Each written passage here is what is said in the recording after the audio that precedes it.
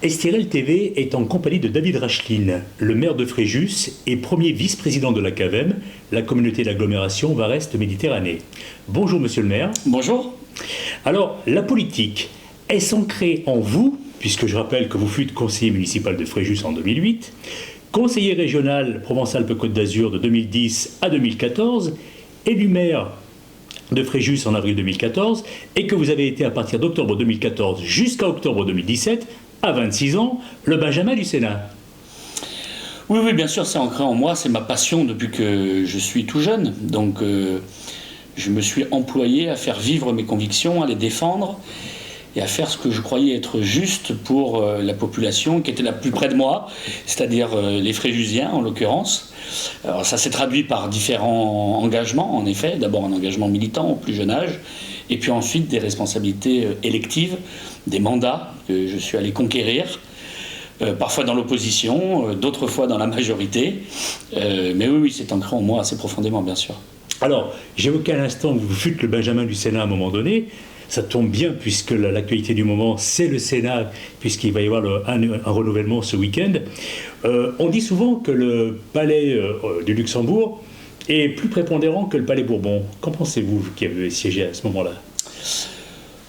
Je crois que c'est tout à fait un autre style d'élu et une autre manière de faire de la politique. Non pas que je trouve l'Assemblée nationale inutile, loin de là, au contraire, bien sûr. Mais le Sénat a une démarche tout à fait différente. Et c'est ce qui m'a passionné au Sénat, pour ne rien vous cacher. C'est cette manière qu'avaient les élus, qu'avaient les sénateurs de transcender les partis politiques, de transcender parfois même les convictions profondes pour se nourrir d'abord de l'intérêt du territoire. Il y avait plus d'alliances de territoire que d'alliances politiques, en quelque sorte. C'était l'intérêt de la thématique du territoire qui comptait, en faisant fi, là encore, des étiquettes politiques.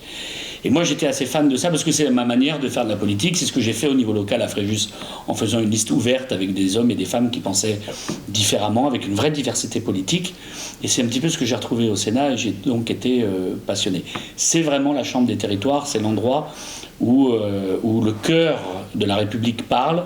Et le cœur de la République, c'est évidemment les communes, c'est évidemment aussi les communautés d'agglomération maintenant. C'est de là que part l'emploi, c'est de là que partent les initiatives, Et donc, oui, moi je crois beaucoup en l'utilité du Sénat. Rappelons également que vous êtes une personnalité de premier plan du Rassemblement national, où vous avez été successivement président de la section varoise et que vous avez participé activement à la campagne de Jean-Marie Le Pen en 2007. C'est vrai. J'ai eu des responsabilités dès le plus jeune âge dans mon mouvement politique, à l'époque le Front National. J'ai pris des responsabilités dans le mouvement de jeunesse d'abord, puis au niveau national ensuite dès 2006 aux côtés de Jean-Marie Le Pen à l'époque dans l'association que j'avais créée, les Jeunes avec Le Pen. Puis en 2012 pour la campagne présidentielle de Marine, et j'en ai même été son directeur de campagne en 2017. Oui, j'ai jamais caché mes convictions politiques, j'ai toujours été adhérent à ce mouvement politique qui s'est transformé depuis, qui s'est beaucoup ouvert, qui s'est beaucoup rajeuni. Quelle différence entre, on va dire, j'allais y venir avec, quand vous fûtes directeur de campagne de Marine Le Pen récemment, entre Jean-Marie Le Pen et Marine Le Pen? Ce sont deux personnalités très différentes, qui n'ont pas le même âge, qui n'ont pas les mêmes sensibilités, qui, sur un certain nombre de points, ont même un certain nombre de divergences. Et Marine Le Pen a eu l'occasion, à plusieurs reprises, d'en faire état, y compris publiquement. Néanmoins, il y a un certain nombre une colonne vertébrale qui est le souverainisme, qui est l'attachement profond à la nation française, en sa liberté, la liberté de son peuple, la liberté pour son peuple de décider de son avenir. En 2009, donc, vous prenez la tête du Front National Jeunesse, donc pour finir, donc vous étiez le directeur de campagne de Marine Le Pen pour l'élection présidentielle 2017. Oui. Que gardez-vous de tout ça aujourd'hui ? Une formidable expérience, parce que évidemment quand on fait vivre ses convictions, on essaye de les faire vivre de la manière la plus performante possible et au plus haut niveau possible. Or, l'élection présidentielle est quand même la mère des batailles, quoi qu'on en dise. C'est notre République qui est conçue comme ça. Le général de Gaulle l'a souhaité comme ça, cette 5e République. Et donc, de pouvoir imaginer changer les choses véritablement est la volonté de tous ceux qui s'engagent en politique. Nous avons partiellement réussi à le faire en ayant avec Marine fait émerger de nombreux cadres, de nombreux nouveaux élus dans nos régions, dans nos départements, au niveau national avec des députés. Nous avons fait émerger des maires qui ont pu démonter et faire la démonstration de leur capacité à gérer des collectivités territoriales. Nous le ferons demain dans des départements, dans des régions. Et puis bien sûr, cette campagne présidentielle qui a été formidable à vivre, parce qu'elle était passionnante, parce qu'elle était intense, évidemment. Même si nous avons été défaits, nous continuons à nous battre et nous espérons pouvoir l'emporter au plus haut niveau, parce que nous croyons que nous sommes les seuls à porter les véritables solutions aux problèmes de notre temps. David Rachlin, on va dire, mettre totalement à bord de la situation en 2017, qu'est-ce que vous auriez fait peut-être de différent, vous, à votre niveau, en titre personnel, par rapport à cette campagne? S'il y avait quelque chose à refaire que vous auriez... Vous parlez de la campagne présidentielle là? Oui. Oh, j'ai déjà eu l'occasion de le dire. Je pense qu'il faut que le candidat ou la candidate soit probablement davantage préservé. Peut-être qu'elle ne l'a pas été suffisamment par nos équipes et qu'il lui fallu davantage de temps, de sérénité, de temps de réflexion. Mais la vie est ainsi faite et les campagnes électorales sont tellement dynamiques, sont tellement intenses, je le disais, sont tellement rapides, une actualité chassant l'autre, que le temps de la sérénité est difficile à trouver. Donc, mais je crois qu'on apprend de nos expériences, on apprend des campagnes électorales passées, ce sera sa 3e campagne présidentielle. Elle a acquis évidemment une expérience tout à fait considérable, une forme de maturité politique qui peut-être est atteinte aujourd'hui et qui donc me laisse de bons espoirs pour l'avenir. Alors parlons-en de l'avenir. Si Marine Le Pen accède au pouvoir et qu'elle fait appel à vous en tant que Premier ministre, que lui répondrez-vous ? Oh, vous savez, c'est une hypothèse qui me paraît un petit peu lointaine là aujourd'hui. Je ne crois pas qu'elle soit crédible. Pourquoi ? Néanmoins, je n'ai pas, moi je vous le dis tout de suite, je n'ai pas cette ambition-là. Je vous le dis aussi, je suis passionné par mon territoire et je compte y préserver des responsabilités. Les responsabilités que les Fréjusiens m'ont redonnées me plaisent beaucoup et j'ai l'intention donc d'être là à plein temps. Néanmoins, elle le sait, je suis au service de mon mouvement politique, au service aussi de mon pays. Et donc nous aurons l'occasion de discuter de cela dans l'avenir, mais je ne crois pas que ce soit un sujet d'actualité. D'abord, on va se concentrer sur les élections départementales qui arrivent, sur les élections régionales, puis ensuite sur les élections nationales qui viendront. Puis surtout, il faudra que vous lui posiez la question, parce que c'est d'abord elle qui va vous répondre sur ces sujets-là, je pense, avant que je ne puisse vous répondre. On peut imaginer qu'elle sera de nouveau à la rentrée prochaine dans la belle ville de Fréjus. Oh, c'est possible. On lui posera la question. C'est quasiment, oui, vous pourrez lui poser la question, c'est devenu quasiment traditionnel, mais j'ai beaucoup de plaisir à la recevoir ici en tout cas. Alors revenons dans votre ville de Fréjus à présent, où vous avez été réélu donc en mars dernier. Oui. Alors selon vous, quelles sont les réalisations dont vous êtes le plus fier sur votre mandature 2014-2020, celles où vous l'êtes moins et celles qui vont vous être prioritaires sur la période qui démarre jusqu'en 2026 ? Vaste sujet là encore, il y aurait tant à dire sur ces questions. Mais d'abord le redressement financier, parce que la ville était dans une position financière, budgétaire qui était extrêmement délicate, extrêmement difficile. Et on peut dire qu'on était quasiment en état de faillite, avec une incapacité à investir, avec de grandes difficultés de ce point de vue.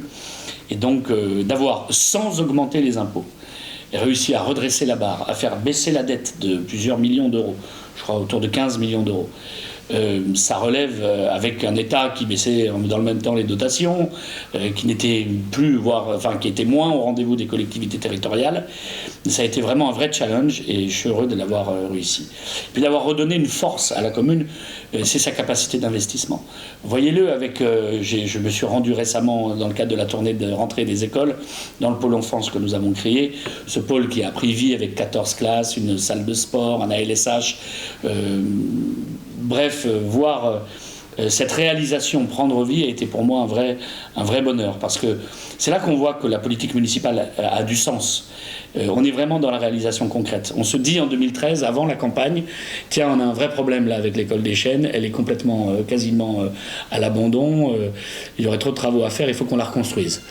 On se lance dans cette aventure, j'ai la chance d'être élu en 2014, ça va prendre 6 ans. Oui, c'est long, Bien sûr que la politique, c'est le temps long, mais la réalisation est arrivée et on a mis nos jeunes Fréjusiens à l'intérieur et ce lieu a pris vie. Ça, c'est vraiment émouvant de rentrer dans cette école à ce moment-là et de se dire que c'est un travail de tous les jours avec tellement d'équipes de l'enfance, l'éducation, des services techniques, l'équipe des bâtiments, des élus divers, variés, Julie Le Chanteux, entre autres, des gens qui se sont investis, qui ont travaillé à fond pendant 5 ou 6 ans et qui permettent de réaliser un magnifique investissement comme celui-là.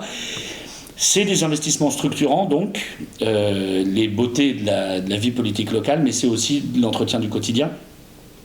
C'est aussi les voies du centre-ville qui ont été refaites, c'est aussi de la taille de palmiers ou d'arbres. La vie municipale, c'est des grands projets aussi, et aussi des événements du quotidien qu'il faut traiter et gérer. C'est la sécurité publique, c'est toute une série de sujets, mais qui remplissent quand même les hommes et les femmes qui m'entourent, les élus de bonheur et de satisfaction quand on arrive à bien faire les choses.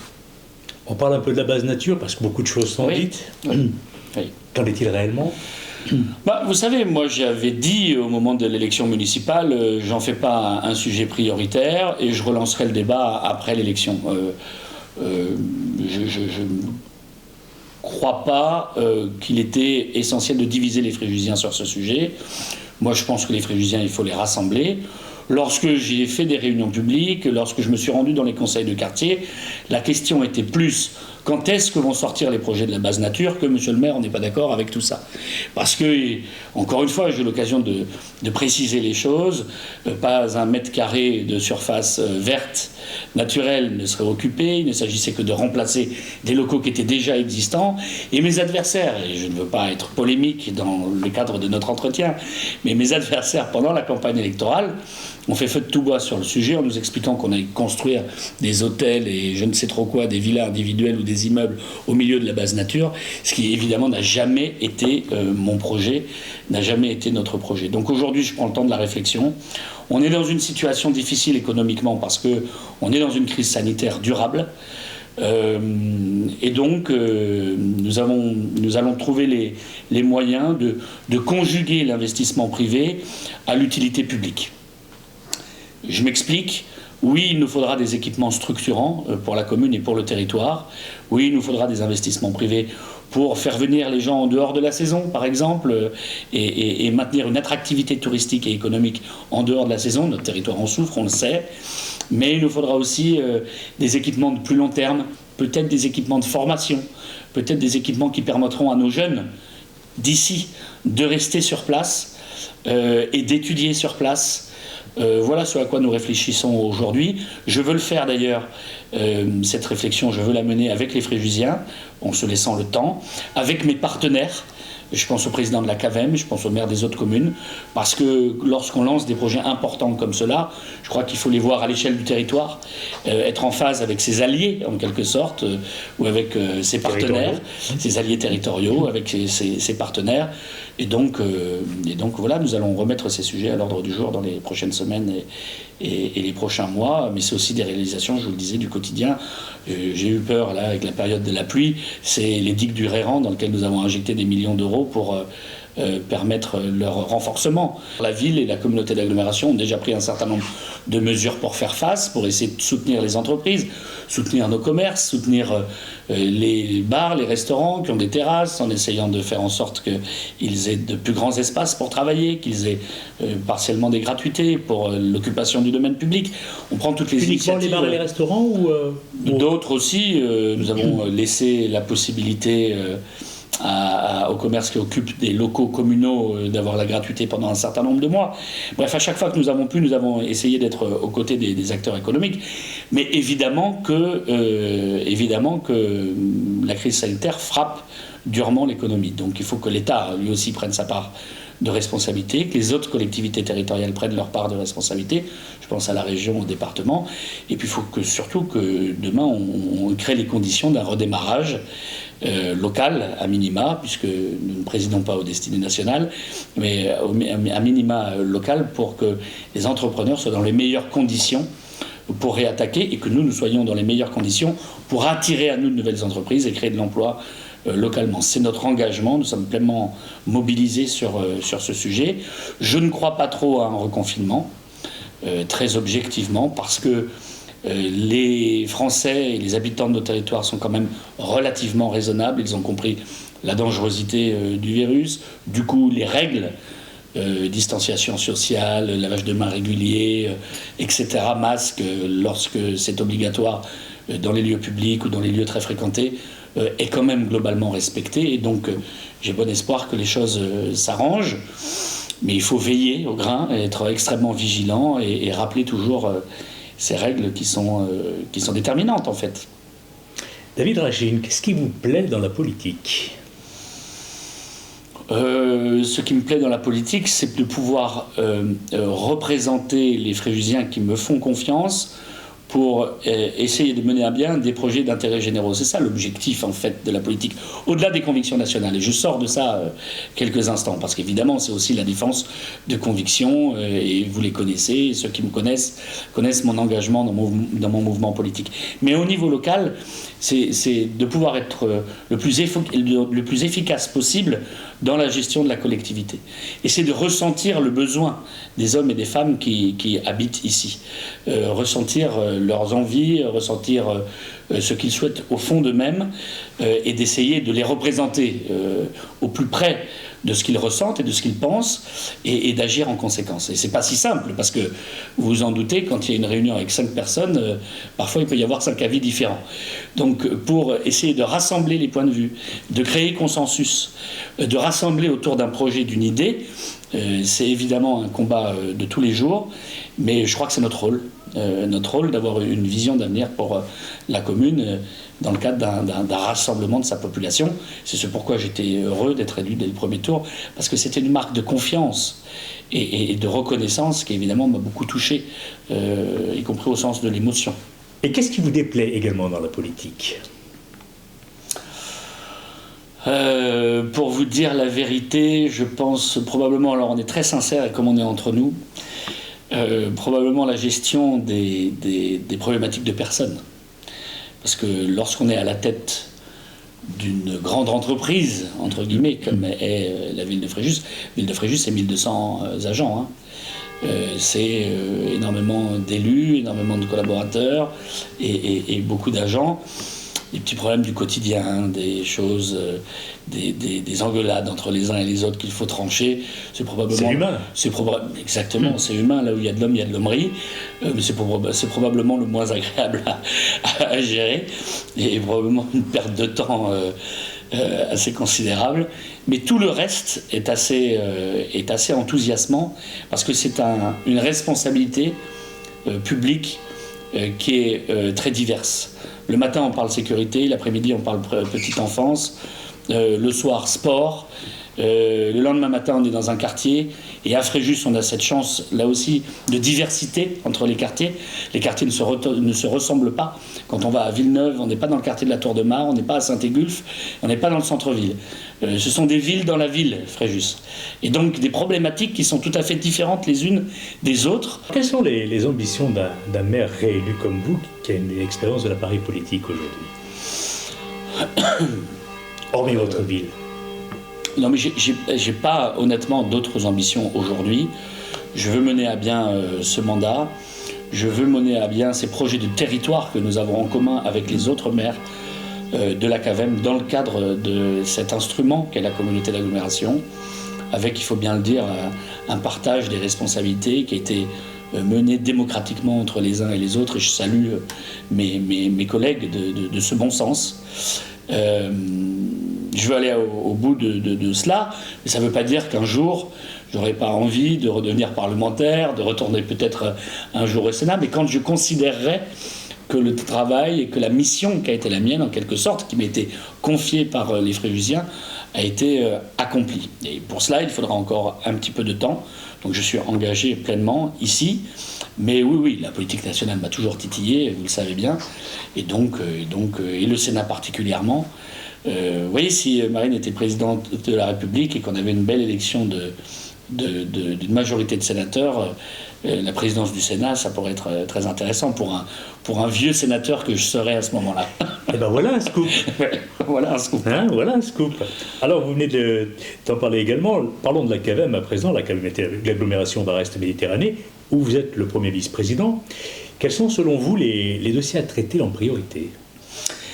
Bon, d'abord, c'est le développement économique, bien sûr. Le président Masculi a fixé d'ailleurs cet objectif. Il s'est pleinement mobilisé dès le premier conseil communautaire pour faire en sorte de soutenir l'économie locale. Mais là aussi, il y aura des investissements structurants, parce que nos compétences, c'est aussi la problématique des inondations, c'est aussi le sport de haut niveau, et vous savez que j'y suis très attaché. Nous nous sommes engagés avec Frédéric Mascolier à créer ce stade, donc qui va arriver, je vous le dis, je ne vous dis pas encore exactement où et quand. Nous sommes engagés sur un projet de territoire. Il y a évidemment beaucoup d'autres questions que nous allons mener à bien, comme la question des transports, où nous voulons des évolutions, et comme beaucoup d'autres. Mais je lui laisse le privilège, parce que c'est lui le président, de vous en parler dans les prochaines semaines et les prochains mois. En tout cas, tout ça se fait en symbiose et avec des énergies qui viennent de l'ensemble des communes de notre communauté d'agglomération, et c'est heureux. On en avait parlé avec lui, il nous a dit à peu près dans 2 ans pour le stade. Oui, c'est ça. Hein ?